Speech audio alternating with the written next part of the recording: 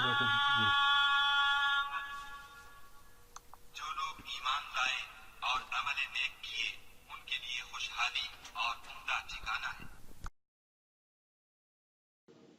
مجھے امید ہے آپ سب ونٹر بریک بہت اچھی طرح انجوائے کر رہے ہوں گے۔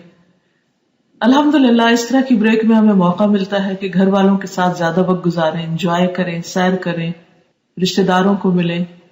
ہمارے دین کی یہی خوبصورتی ہے کہ وہ ہمیں ہر چیز میں اعتدال سکھاتا ہے، لہٰذا اس ونٹر بریک میں بھی ہمیں اپنے ٹائم کو کچھ اس طرح ڈیوائڈ کرنا چاہیے کہ کچھ وقت ہم اپنی عبادت کو زیادہ بہتر بنا سکیں، کچھ وقت ہم اپنے گھر والوں کو روٹین سے زیادہ ٹائم دیں۔ نبی صلی اللہ علیہ وسلم نے فرمایا، تم میں سب سے اچھا وہ ہے جو اپنے گھر والوں کے ساتھ اچھا ہے۔ دوست احباب سے بھی ملاقات کریں، رشتہ داروں کے ساتھ بھی ملاقات کریں، صلہ رحمی کریں۔ لہٰذا یہ نہایت ضروری ہے کہ آپ لوگ فیملی کے ساتھ وقت گزاریں، ایسی ایکٹیویٹیز پلان کریں جو سب مل کر کر سکیں، لیکن پھر یاد رہے کہ ان سب باتوں کے ساتھ اعتدال کا راستہ کیا ہے۔ سورۃ طور میں اللہ تعالیٰ فرماتے ہیں کہ قیامت کے دن جنتی لوگ ایک دوسرے کے حالات پوچھیں گے، تم یہاں کیسے پہنچے؟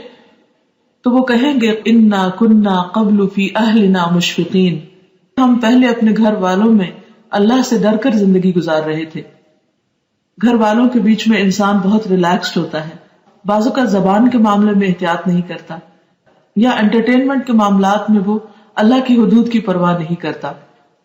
جب انسان اعتدال کا راستہ اختیار کرتا ہے تو اس کے اللہ سبحانہ وتعالیٰ کے ساتھ تعلقات بھی عمدہ ہوتے ہیں، گھر والوں کے ساتھ تعلق بھی اچھا ہوتا ہے، دوست احباب کا بھی خیال رکھتا ہے۔